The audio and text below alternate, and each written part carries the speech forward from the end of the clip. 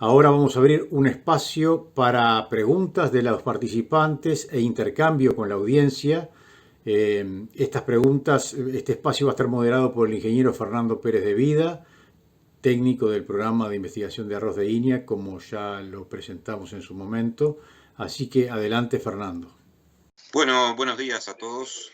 Estamos terminando entonces la serie de presentaciones en este segundo webinario en el marco de la arroz genética, manejo y diseño del sistema de producción para su sostenibilidad.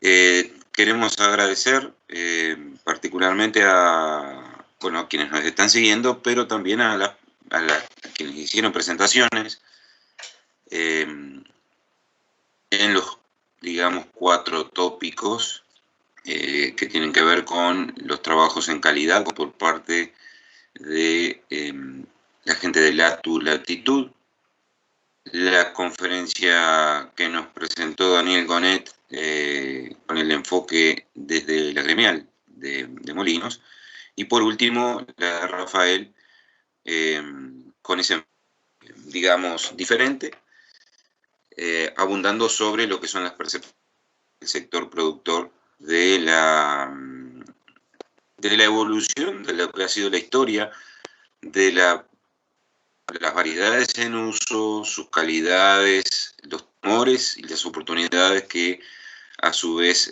fueron abriendo. La verdad que, bueno, me han resultado todas muy interesantes, por supuesto, particularmente las 2 últimas, porque, bueno, es un enfoque bien traído a tierra, digamos, de cuál es la situación a nivel de la producción. Nosotros tenemos una serie de preguntas que se han ido volcando a través del número que estuvo en pantalla, y vamos a ir haciendo un repaso de ellas. Estas preguntas llegaron ahora sobre el final, hay algunas que quedaron un poquito barajadas, digamos, pero vamos a tratar de ir, y quisiera invitarla a María Alejandra Miliris a que respondiera la pregunta. La primera, ya voy a leerla, dice: los datos de pérdida de características de calidad de un gran grupo de mezclas que presentó LATU ejemplifican el tipo de problemas que tiene la industria americana con el commingling y que Uruguay logra evitar con la producción con identidad varietal, con los costos que esto tiene para toda la cadena del proceso, ¿no? Habría que profundizar estos análisis jugando con distintos porcentajes de mezclas que den opciones seguras a la industria. Esa es como una primera parte de la pregunta, y la siguiente dice: ninguna de las variedades indica actuales, el Paso 144, Olimar y Merín, se pueden mezclar sin perder calidad. ¿Es así? Bueno, como les decía, un poco con respecto a esa primera parte de la consulta, respecto a, bueno, a esas mezclas que quedaron. Sí, me escucho, no sé por qué varias veces, ahí va. En realidad, bueno, ese grupo de variedades, ese grupo de mezclas que quedaron en el grupo ese azul que presentó Martín, que presentaban características culinarias como de un arroz sobrecocido. Bueno, nosotros nosotros en realidad lo que asociamos eso es a un problema durante el pulido de mezclas con respecto a que, bueno, hay parte de la mezcla, digamos, que se sobrepule, y parte de la mezcla que queda con un nivel de molienda menor. Entonces, nosotros hemos hecho algunas pruebas en ese sentido, de modo de evaluar si al pulir la mezcla a un grado de molienda menor se mejoran las características sensoriales. Y bueno, con algunas pruebas preliminares hemos llegado a la conclusión de que tendríamos que ir por ese camino de buscar grados de molienda menores para las mezclas, para ver si logramos obtener un perfil sensorial similar a Olimar, en el caso de la 91-97, Y bueno, pero también se puede explorar por el lado de evaluar la posibilidad de distintas proporciones de mezcla, a ver si se logra una calidad culinaria más similar a Olimar. Pero bueno, nosotros también hoy por hoy estamos explorando el tema de pulir a un grado de molienda menor para lograr la calidad sensorial de Olimar. Hay una pregunta que se la voy a pasar a Daniel. Daniel Bonet. ¿Me escuchas, Daniel? Sí, perfecto, Fernando, adelante. Bien, la leo para que todo el mundo entienda. Habiendo escuchado los resultados presentados por Latitud de la factibilidad de mezclar algunas variedades sin que se diferen mucho de las puras, la pregunta es, ¿la industria está ya dispuesta a establecer como esas mezclas como regla para su exportación varietal, entre comillas, o faltan más etapas para llegar a esa definición? Gracias.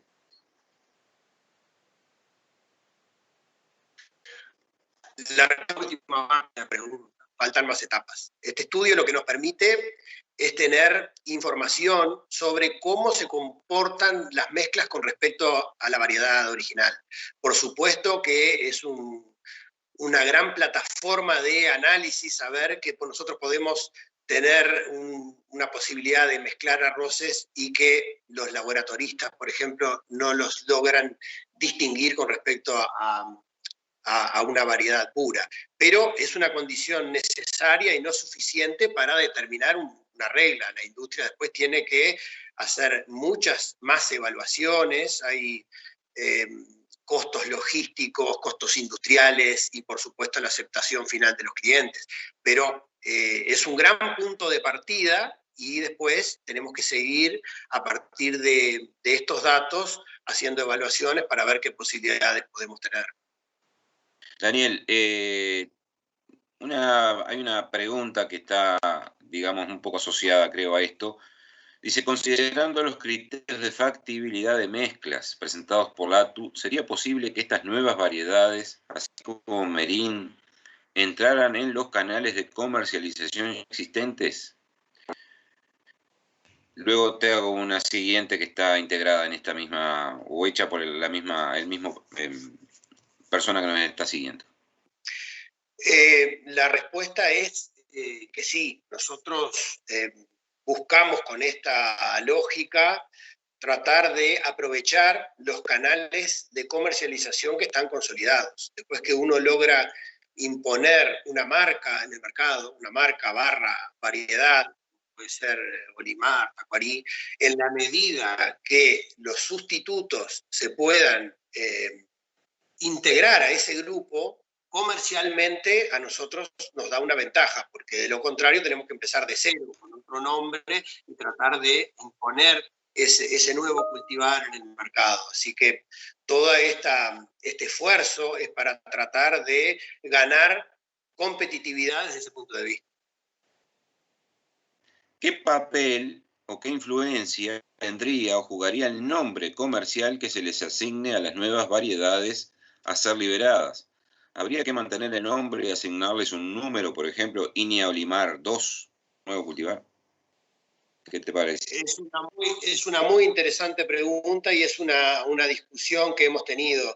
En principio puede ser una línea estratégica tratar de ir generando productos que superen a los productos que ya son conocidos, y puede ser con un número, sí, o puede ser con un adjetivo, yo que sé, Olimar Plus, o de alguna manera hacer referencia al material que ya está impuesto y está conocido, siempre dentro de la misma lógica de aprovechar el canal establecido. Voy a pasar a una pregunta que puedo responder yo, que se me hace a mí, y dice, ¿cuál es la referida a SLI 09190? Dice, ¿cuál es la caracterización de resistencia a bajas temperaturas de 91-97 en reproductivo, ya que solo datos de emergencia y plántula? Bien, Sobre 91-97 no tenemos, voy a responder así, capaz que pienso que dio la presentación que hicimos de Iñamerín, en el que presentamos datos de todos los estadios, es decir, tanto germinación, plántula y reproductivo. Esos resultados generados, digamos, de modo analítico, bajo una metodología, digamos, de condiciones controladas, indicaba, en términos rápidos, por decir algo, que Iñamerín tenía una muy buena resistencia o tolerancia a bajas temperaturas en floración. Para 91-97, ese mismo dato lo estamos esperando porque está en una batería de ensayos que se están conduciendo en Cali, por parte de Maribel Cruz de FLAR, y todavía no están los datos. Lamentablemente para esta fecha no están, van a estar más sobre septiembre o octubre. Pero la otra fuente de datos que manejamos y de una manera no tan específica en cuanto a su análisis, o mejor dicho, al diseño, que es la reacción a las fechas de siembra. Diríamos que lo que conocemos por el momento, lo que hemos estado viendo, es que hay una relativa similitud a Iñamerín, pero nos falta ese componente claro que, bueno, de alguna manera es un dato de peso y de importancia, como tener esa información que, bueno, vamos a disponerla en un futuro cercano. Y sin duda que sería, digamos, interesante seguirlo. Y es algo que pienso que en el caso de FLAR lo va a mantener, en particular para Merín, y seguramente lo vamos a pedir a ver si se puede generar algún dato más en un futuro cercano. Pero concretamente, digamos, la información de campo que tenemos para 91-97 nos habla de un comportamiento muy parecido al de Merín, con la declinación que vimos el otro día para Merín, que digamos en siembra ya de fines de noviembre, la cosa empieza a decaer rápidamente el potencial de rendimiento. Me quedó una para Daniel Conet, dice, de las presentaciones de latitud e INIA surge que Tacuarí se podría sustituir por 98-84. ¿Por qué remarca que no hay sustituto para Tacuarí? No sé si, digo, está bien interesante, bien, digo, porque justamente surge allí como una especie de contradicción que la aclara bien Federico. Yo le pasaría a Federico si él está por allí para que él lo haga el comentario, pero él lo marcó en su última slide. No sé si me estás escuchando, Daniel, pero digo, creo que podrían entre los dos, entre Daniel y Federico, cualquiera de ellos dar esta respuesta que es bien puntual, creo. Bueno, en cuanto a la consulta de Pedro, digo, yo tengo nada más que agregar que realmente tenemos algunos cultivares que son sustitutos o podrían ser sustitutos de Tacuarí. En este caso es bien claro que esta línea, sin ser las más destacadas de calidad americana, es una línea que presenta una ventaja con Tacuarí desde el punto de vista productivo y que conserva un poco las calidades generales, vamos a decir, de alguna manera, de Tacuarí. Un poco lo que decía Botaro, ¿no? Bueno, pretendemos algo con más rendimiento y que esté más o menos en cuanto a calidad similar a la variedad de referencia. Es un poco eso. Nosotros dentro de unos días le vamos a presentar al consorcio este material para que ellos evalúen si lo consideran pertinente e incluir en la evaluación a escala semicomercial, que sería la etapa siguiente para poder desarrollar el cultivar. Y capaz que Daniel, no sé, tiene algún comentario también.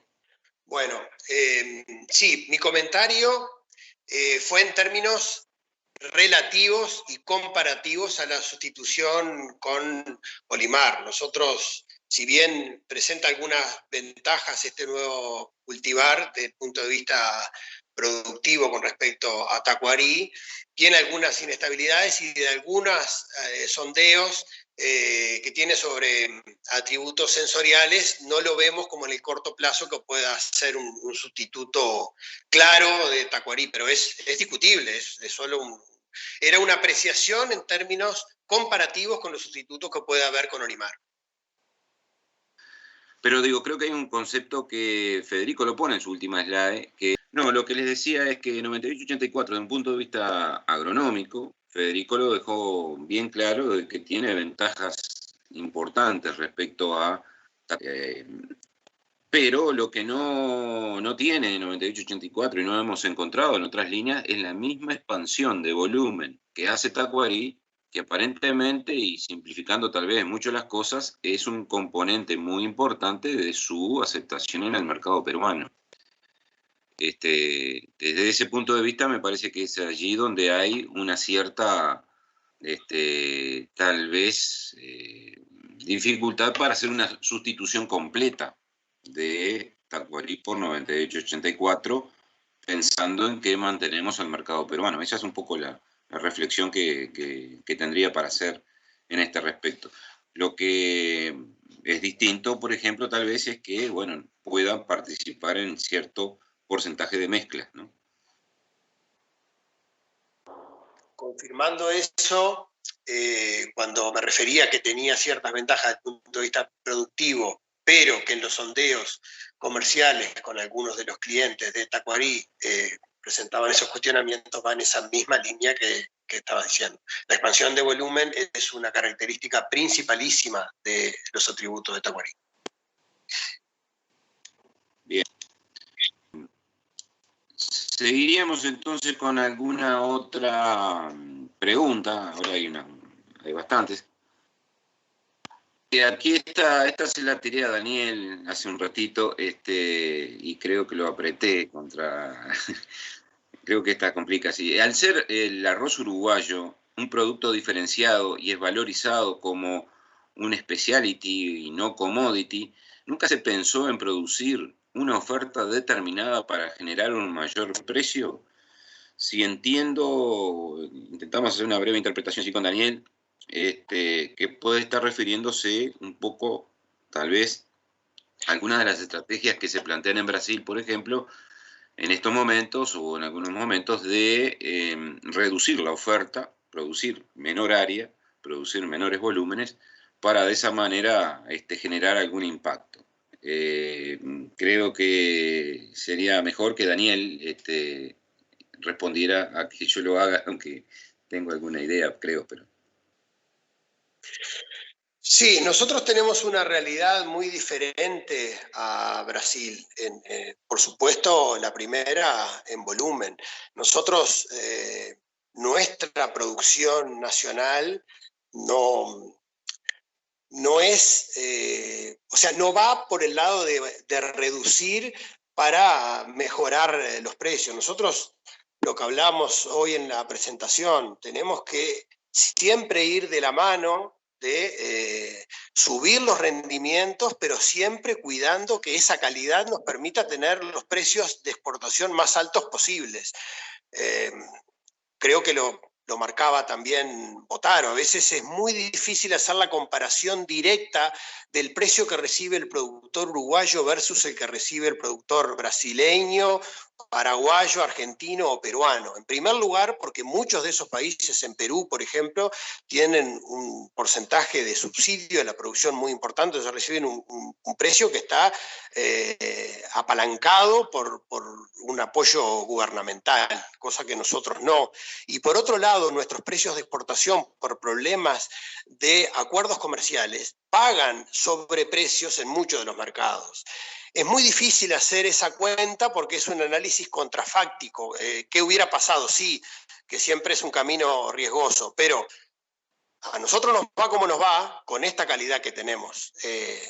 La prueba con no tener esa calidad creo que daría resultados muy malos. Nosotros tenemos los precios que tenemos y tenemos el sector arrocero que tenemos porque priorizamos tener la calidad que hemos tenido en todos estos últimos años.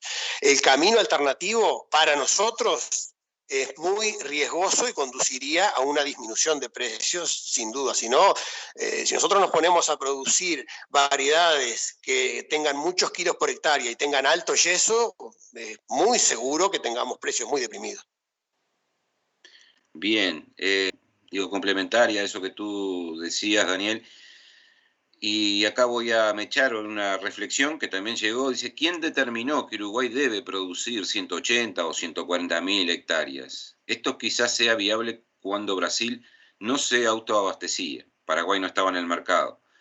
Dice, esto no es una pregunta, sino una reflexión o comentario. Lo que yo creo que sería un complemento a lo que tú mencionas, Daniel, va por el lado que si aquella pregunta estaba un poco orientada o inspirada en la situación de Brasil, si bien no conozco con todos los detalles, pero tengo la idea que en Brasil el mercado interno tiene un componente, un peso muy importante en la comercialización de arroz en Brasil mismo. No es la situación nuestra de un 95% de arroz producido para exportación, es decir, somos totalmente tomadores de precio. No tenemos ninguna chance de incidir en la evolución de los precios. Como tú decías hoy, mostraste, somos el 9º exportador en el mundo, somos eso. Entonces, y en Brasil tengo entendido que, bueno, hay un peso mucho mayor del mercado interno, y allí posiblemente haya alguna incidencia dada por los volúmenes de producción, y de esa manera. Aunque también ayer veíamos alguna presentación en la que en Brasil también juega la importación regulando las variaciones de precios internas. Vamos a pasar, hay otra pregunta, dice, esta para mí, para Federico y Rafael Botaro. Voy a leerla, es la primera vez que la leo, no la leí antes. De manera de obtener mejores precios y que sean trasladables para el productor, ¿cómo ven la posibilidad de producir variedades de otros tipos de granos en Uruguay? Por ejemplo, japónicas granos medios para acceder a mercados de alto valor. Y menciona un ejemplo, Chile importa el 50% para su consumo interno. ¿Por qué Uruguay no exporta a ese país? Capaz que también Daniel podría hacer allí una reflexión. Y también Rafael, me está escuchando Rafael. Sí, Rafael está en la lista, en el grupo aquí. Creo que medio por arriba lo comentamos en la charla. O sea, Uruguay produce ciertos niveles de arroz de esas variedades especiales que llamamos acá, que son los granos medios, los risotos, los japónicos. Todo o mayoritariamente en base a variedades importadas y que tienen problemas de productividad, y no hemos dentro de nuestro programa de mejoramiento avanzado en crear nuestros propios materiales con esas características que son parte de la discusión de calidad, ¿no? Yo creo que ahí hay un debe en el programa de mejoramiento. Respondiendo a la pregunta, y creo que siempre es el tema que ha sobrevolado cada vez que se discute sobre estas variedades, es qué volumen podemos llegar a colocar, y en la medida que surgiera un material de muy alta productividad, si produce un aumento muy importante del área, ¿cuáles son las chances de terminar colocando esos materiales que tienen volúmenes limitados en los mercados? Es una calidad valiosa, pero tiene volúmenes pequeños en general. Habría que coordinar muy bien cuánto estás dispuesto a producir para no estropear esos mismos mercados. Pero resumiendo, entiendo que son nichos interesantes, es parte de la discusión de calidad. Si bien normalmente la centramos en el tipo de grano largo que queremos, estos granos hoy se están exportando 20 o 30% de precio arriba de lo que exportamos nosotros, los de mejor calidad nuestra. O sea que en realidad son de calidad superior para esos nichos, indiscutiblemente.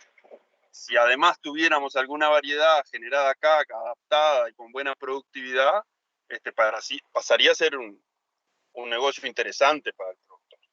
En la gran mayoría de los casos son materiales traídos y se siembran como vienen, sin mucha perspectiva de selección y mejoramiento desarrollado aquí, ¿no? Creo que esas variedades que se traen traen intrínseco un valor per se por ser la variedad en sí.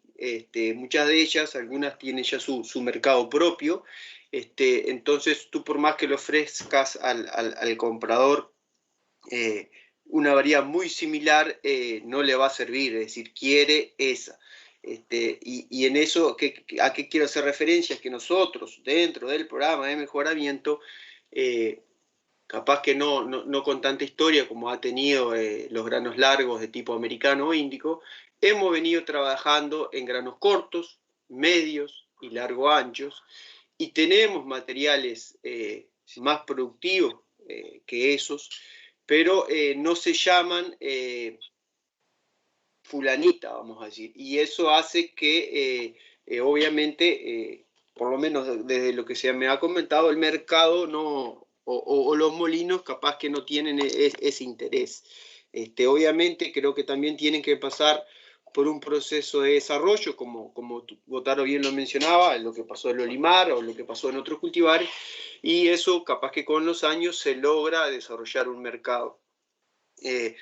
El LATU y esto ha jugado un rol importante en entender un poco más eso, y en eso es lo que estamos apuntando a entender qué es lo que están pidiendo esos mercados, y creo que ahí también hay un papel importante para jugar. Pero era simplemente agregar a lo que decía Botaro eso. Creo que en esos tipos de grano se acepta mucho menos variación frente a la calidad original del grano que ya se conoce su nombre y que es específico para ese determinado uso. Pero a modo de ejemplo, el Carnaroli, un arroz originario de Italia, cada una de las empresas tiene dentro de su propio programa de mejoramiento, las que colocan en el mercado programas de mejoramiento pequeños, y todas han creado sus propias variedades con un grano muy similar y lo comercializan como si fuera tal.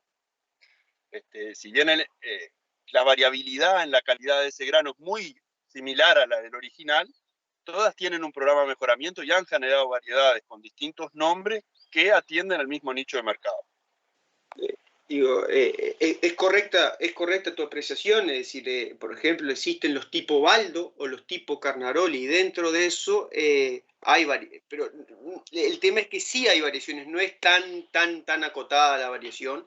Lo que a veces llega a diferenciar es el precio en el mercado, pero estoy hablando del mercado, por ejemplo, Italia, ¿no? Dentro de los Baldo hay varios tipos, y dentro de los Carnarolis hay varios tipos, y seguramente se paga más, por decirlo de alguna manera, por el original que por las copias.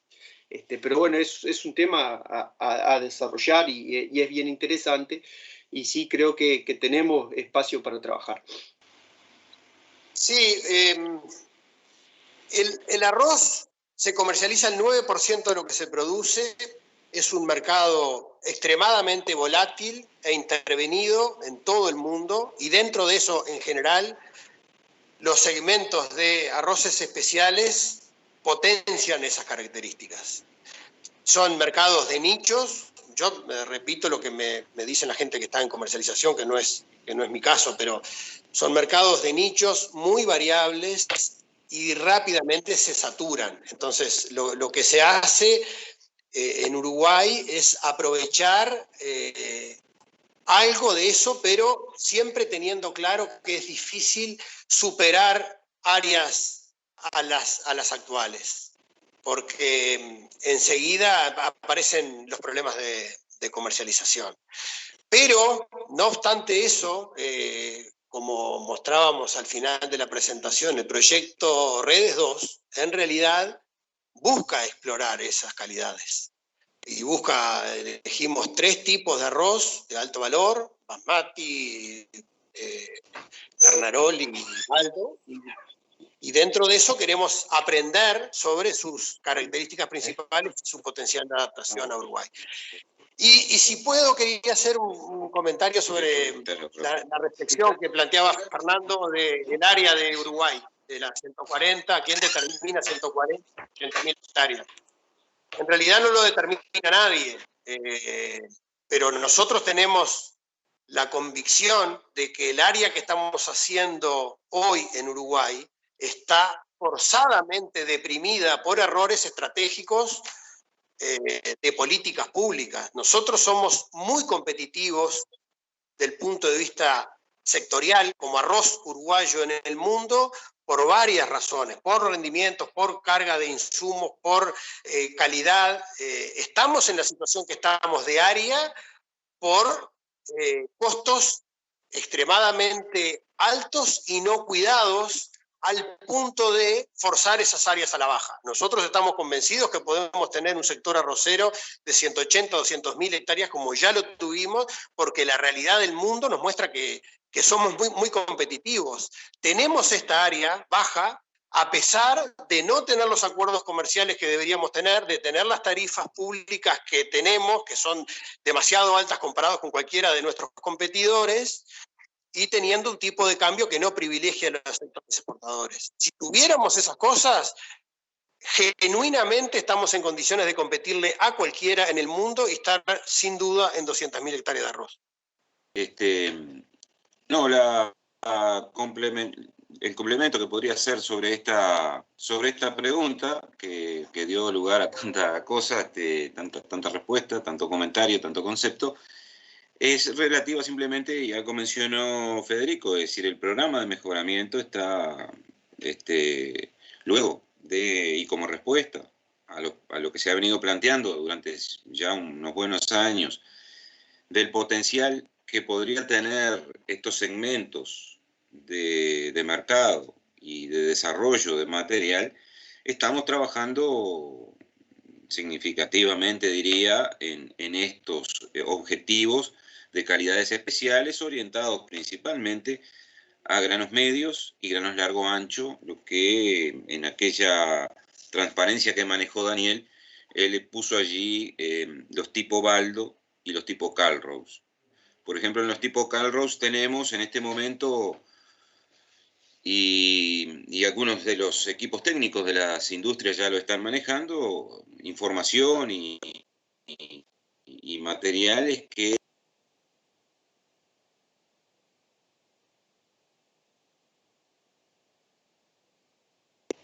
los Calrose con mucho mayor avance que en los granos largo anchos, en los cuales también tenemos un flujo importante de material.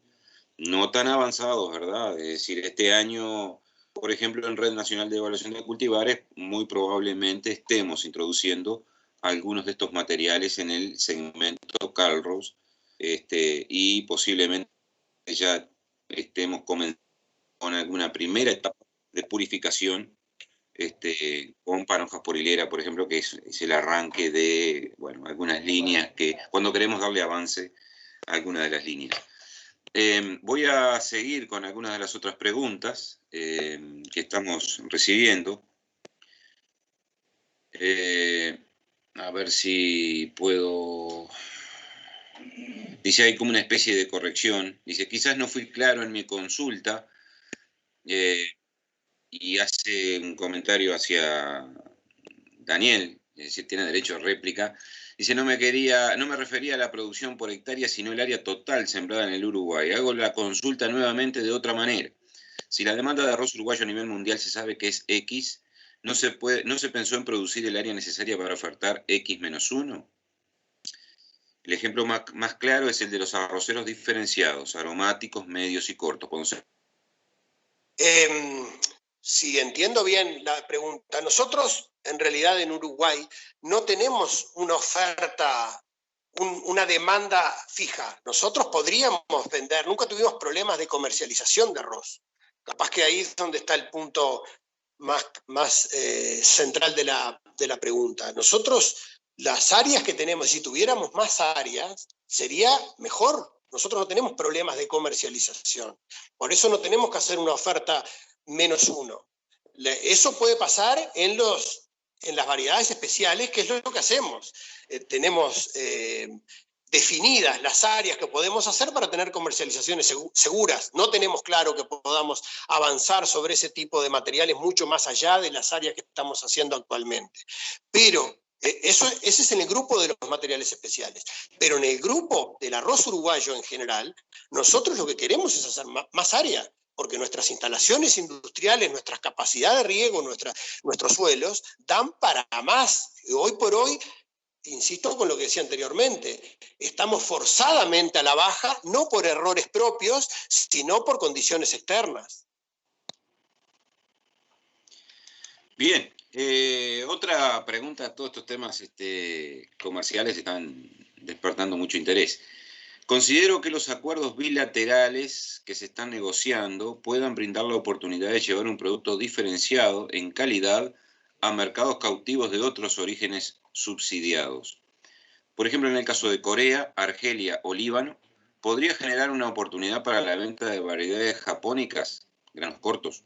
De ser así, ¿cómo enfoca INIA el desarrollo en conjunto con los productores y la industria de proyectos orientados al grano corto cuando la vasta experiencia de Uruguay está enfocada al grano largo? Al menos en el enfoque de INIA,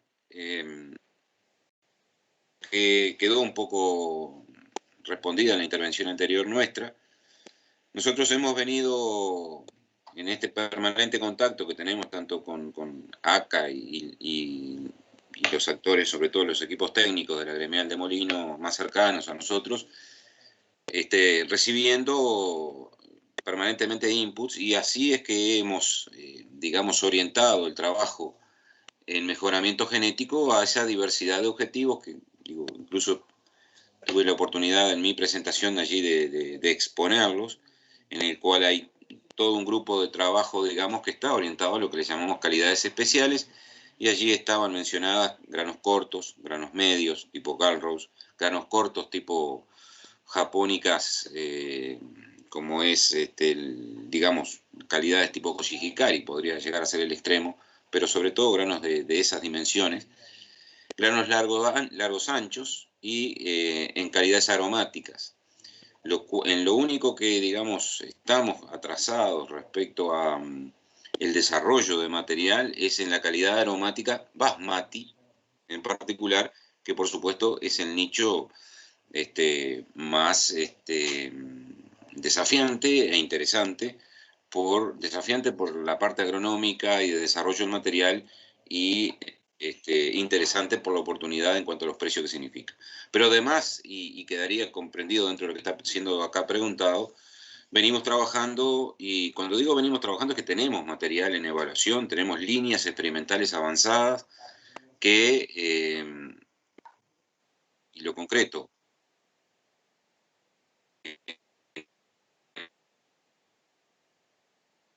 este año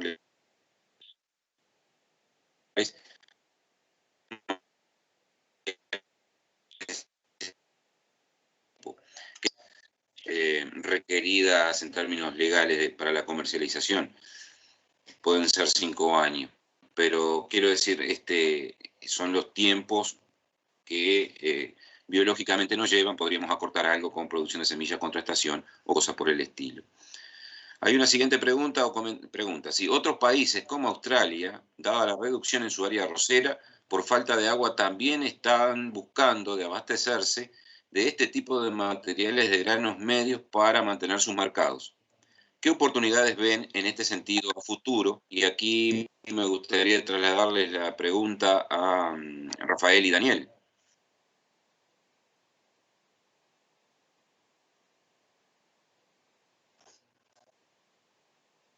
Rafael, dale primero, que así compartimos. En realidad, para contestarle la pregunta a quien la realizó, yo no tengo más comentario que decir que han venido australianos a Uruguay buscando desarrollar esa línea, ¿no?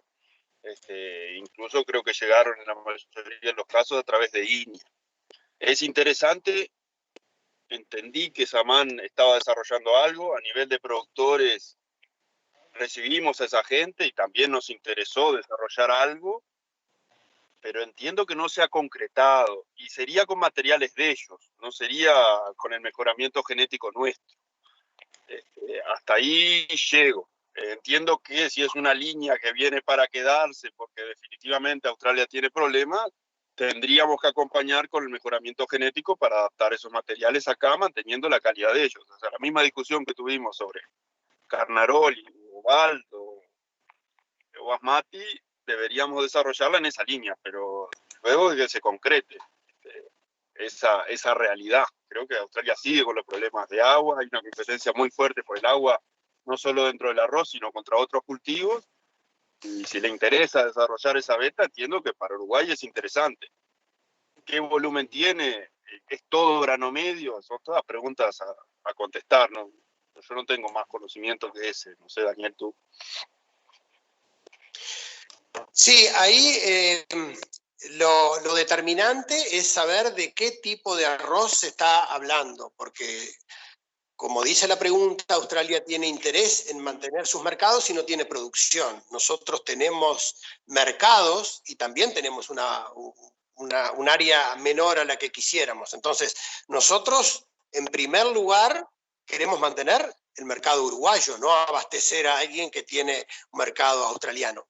Salvo que los materiales que quieran ellos proporcionarnos a nosotros y hacer acuerdos de siembra sean para algún tipo de arroz que nosotros no tenemos y que nos aporta más valor que lo que ya hacemos acá.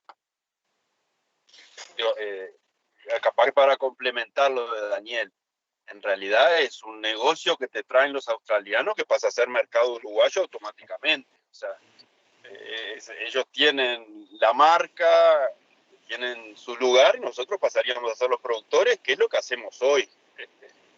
Para mí, en ese sentido, capaz que pequeño matiz, pero es una posibilidad para llevar el área nuevamente a 200.000 hectáreas, ¿no? Es una posibilidad para el arroz uruguayo, independientemente de que ellos sean los dueños de la marca final. La mayoría de los negocios que hace el Uruguay son de ese tipo, ¿no? No sería un impedimento, o sea, va a seguir siendo arroz producido en el Uruguay y es un mercado más. Esa es mi visión, no es porque ellos vienen, no sé, por más que sean variedades de ellos, todo, ellos tienen el mercado, nosotros somos los productores, como en la mayoría del arroz que exportamos. Bien, sí, a nivel de, digo, en este caso, empresa Sunrise de Australia, ha estado en contacto con nosotros, con INIA, digamos, interesados en todas esas opciones desde el punto de vista genético, tanto evaluar el material de ellos, cómo se comporta acá, como, bueno, compararlo con ese material que yo les decía. Y el año pasado hicimos en un acuerdo que tenemos firmado con INIA Sunrise la evaluación de 5 variedades australianas comparativamente con material del programa de mejoramiento, porque bueno, no son pocos los casos en los que el material desarrollado localmente supera a el material introducido. Es claro que hay un interés y que va claramente por este lado en el que iba la pregunta, es decir, las dificultades que Australia en su propio territorio está teniendo para poder desarrollar la industria arrocera de Australia en base a su propio producto. Ya medio creo que estamos completando el horario y las preguntas. Hay una que se me hace a mí, dice, ¿para cuándo estarían disponibles a nivel comercial las nuevas variedades, líneas experimentales promisorias, SLI 91, 93 y 97? La respuesta es, para 91, 97 está todo pronto disponible, diríamos, en el sentido de que hay volúmenes de semilla, hay evaluación a una escala ya importante en la zafra pasada, en el entorno a las 400 hectáreas, más o menos, un poco más. Se está produciendo semilla a nivel de la unidad de producción de semilla por parte de Ana Laura Pereira en INIA, en cantidades, digamos, se está haciendo todas las etapas de producción de semilla. Digamos que en particular 91-97 está muy cercana a ser, si fuera el análisis, diera para pensar en su liberación, cosas por el estilo, y estar disponible a nivel comercial. En el caso de 91-93 está algún paso más atrás, más allá de las pruebas y de validación que se han hecho, se dispone en este año de algo menos de 2.000 kilos que posiblemente, bueno, pudieran tener destino, alguna etapa de algunas áreas de validación, aunque sería tal vez posiblemente sería recomendable ya realizar alguna etapa de algún área como para multiplicar y, digamos, generar para la zafra siguiente ya pegar un salto más en la escala de producción. Creo que hemos repasado entonces todas las preguntas. Estamos en las 11 de la mañana, que era el horario que teníamos previsto como de finalización. Creo que podemos dejar entonces por acá y darles las gracias a todos los participantes, a la apertura en lo que fue esto de compartir tantos conceptos en el área de calidad y también que obviamente tienen sus nexos con todo lo que hace a las estrategias comerciales y potencialidad de explorar otras áreas, otros segmentos de mercado. Sin duda que hay una avidez importante y es muy interesante que esto lo estemos conversando, digamos, abiertamente y entre todos los actores que participamos. Para nosotros, como programa de mejoramiento genético, como ya es costumbre y ha sido, digamos, desde bastantes años atrás, está recibiendo todos estos inputs. Es fundamental para poder estar nosotros bien alineados, bien enfocados acerca de lo que son las necesidades de la cadena, de manera de poder arrimar y acercar material genético que realmente haga un aporte sustancial y permita el crecimiento y la generación de riqueza en todo el sector y en toda la cadena, en todo el territorio del cual nuestra actividad se vuelca. El último aspecto que quiero mencionar simplemente es destacar, como lo hizo Daniel en su presentación, lo importante que ha sido el desarrollo y la conjunción de los esfuerzos de todos, incluidos también ANI, en este caso financiando lo que fue el desarrollo de Red Tecnológica 1, que sin duda fue la pata, digamos, que nos ha permitido recorrer un camino que claramente era faltante en la integración de todas las capacidades que tenemos en el país. Y allí, por supuesto, que está el ATU, está INIA y está en la contribución fundamental de productores y la industria. Y tenemos por delante, digamos, un desafío muy interesante que también fue mencionado, que es Red Tecnológica 2, una segunda etapa, pero que en realidad es una segunda etapa diferente. No es más de lo mismo, es el desarrollo de aquellas capacidades que se instrumentaron en Red Tecnológica 1, ahora volcado a la exploración de cuestiones que son bastante más desafiantes porque implican cambios sin duda, creo que mayores, pero a la vez así también son las oportunidades que nos podrían traer. Yo les agradezco en nombre de INIA y en nombre de todos los participantes por la atención, las preguntas